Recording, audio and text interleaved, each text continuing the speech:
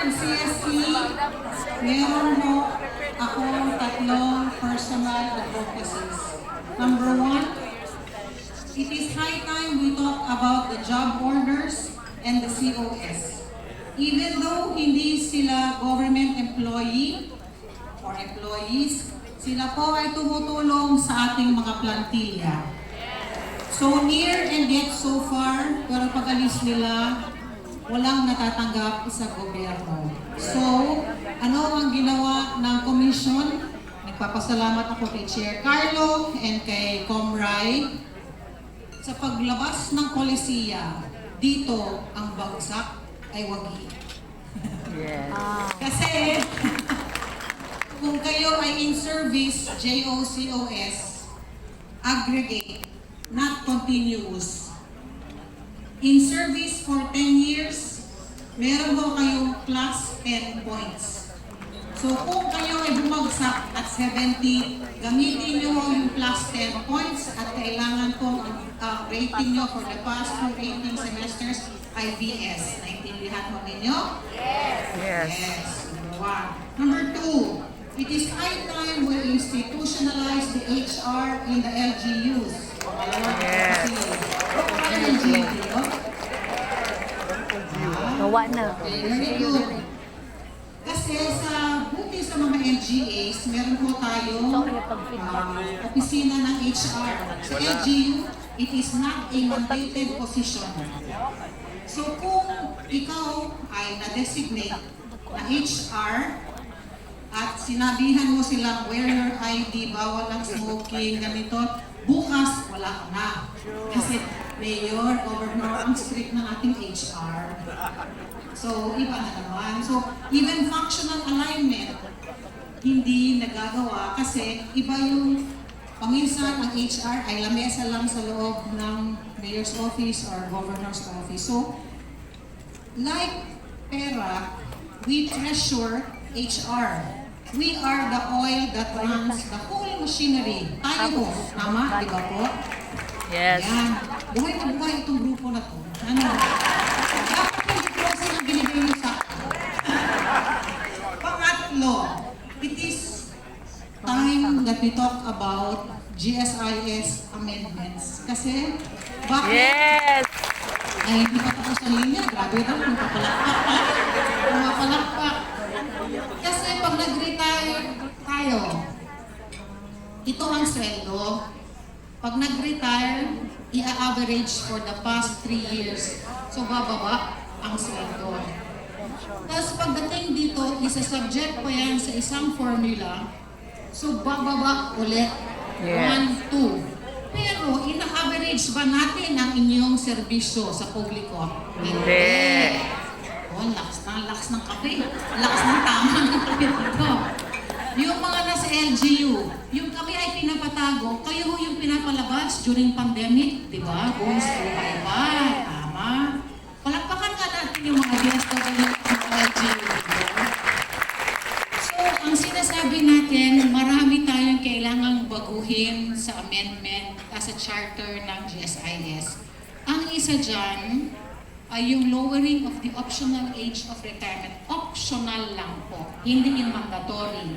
Yung mandatory remains at 65 kasi maraming naghahabol ng 15 years in service.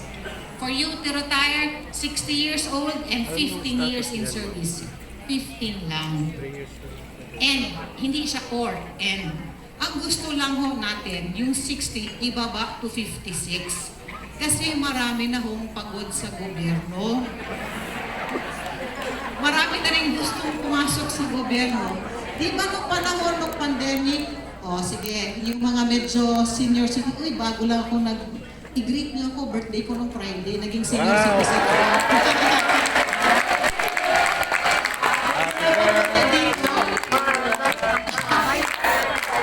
Greet na kita.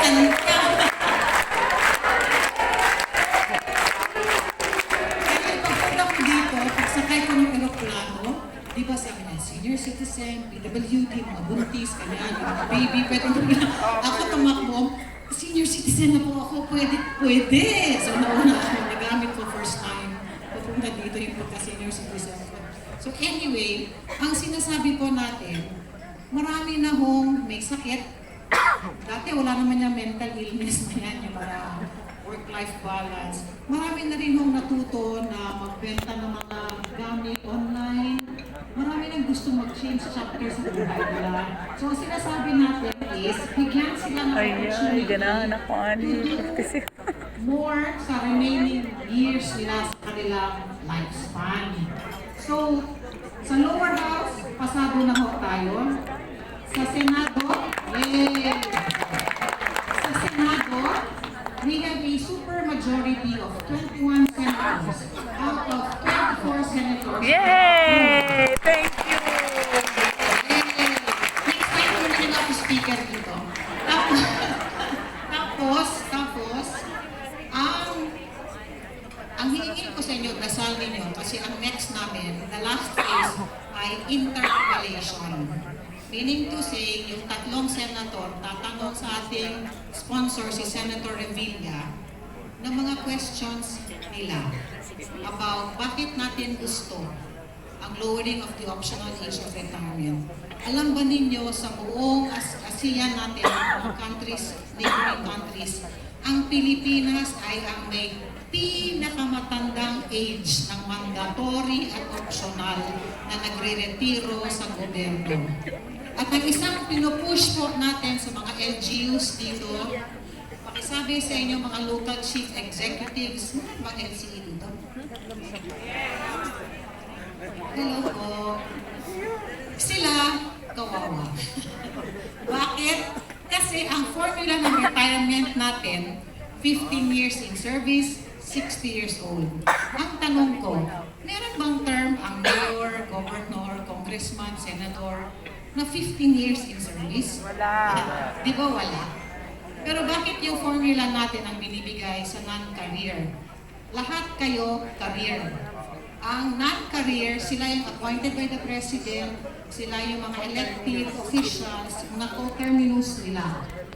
Pero ang formula nila ay formula natin. So sa lower house, pasado na po sa committee level na magkakaroon kayo ng ibang formula for elected. Ay pinupush ko ito ngayon sa Senado. Kasi nag-CSW or complete staff work po kami, nakita ho namin sa ASEAN countries, meron ho silang ibang formula for their elective or yung mga non-career nila.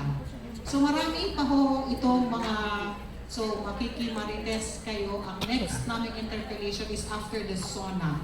So after the SONA, we hope and pray na you will be watching. We will be sending the link live sa mga regional offices. Hopefully, please pray that we will be able to defend all the questions, defend itong aming justifications para sa inyong lahat. Kaya mato niya conviction 5 years ago. Ito na closing remarks ko. My late father used to tell me, leave a good mark. Again, leave a good mark. In whatever you do, whatever you say, saan posisyon kayong nilagay ng appointing authority, at nung nasa taas, leave a good mark. Kasi dadaan lang tayong once sa journey natin na ito, which is sa atin, life. So whatever you do, accountant, clerk, driver, ASEC, USEC, LCE, be the best of who you are. Kasi at the end, ang atin lang is our integrity intact. Yes. Yun lang ang madadala That is natin po. true. We cannot be, when you enter government service, it is not how much we can put in our pockets. It is how we can serve the public. So, to all of you, Region 8 is hosting this. On behalf of the Commission and Region 8, kami, we will do our best for all of you. We will cover your backs and we will do our best. My term will end February 2025. Kaya kinakareer ko ho talaga and I am really pushing hard for this because what we want is we want a comfortable and decent retirement pay and age for all of you. So, as I said, CSC, we are here, the regional office will be here, CRD and ARD, for all of you. Kami naman po, we will do our best to look into your welfare and to protect you as well. Kaya nga nilalabas po natin itong mga polisiya natin on sa mga COVID leaves ninyo, flexi work arrangement, and this one. Itong ating lowering of the optional age of retirement for elective officials, for the job orders, for the COS, to institutionalize HR in the LGU. So, amen is, we will do our best. We hope that kung saan po kayong nilagay, you will likewise do your best for your stakeholders. Kaya ba ninyo yan? So, ito na yung closing remarks ko. On behalf of CSC and ROA, I would like to thank each and every one of you for being here. Magandang hapon po at mabuhay po kayong lahat. Good night, Commissioner. Rizal, stay on stage as we request Directors Algas and Director Uy to hand our token. Our appreciation to our Commissioner, Eileen Lourdes A. Lizana.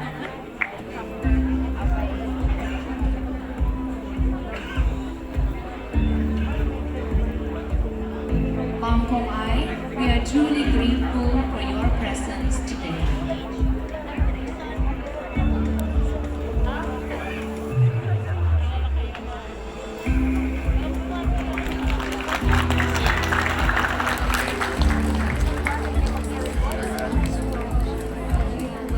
Again, thank you so much to Commissioner Rizal. Excuse lang ako kasi may isa pa akong merit sa kabila. Galing ako doon, sinundo lang nila babalik ako. Hope to see you one of these days. Bye po. Thank you. Alright, your certificate of completion and appearance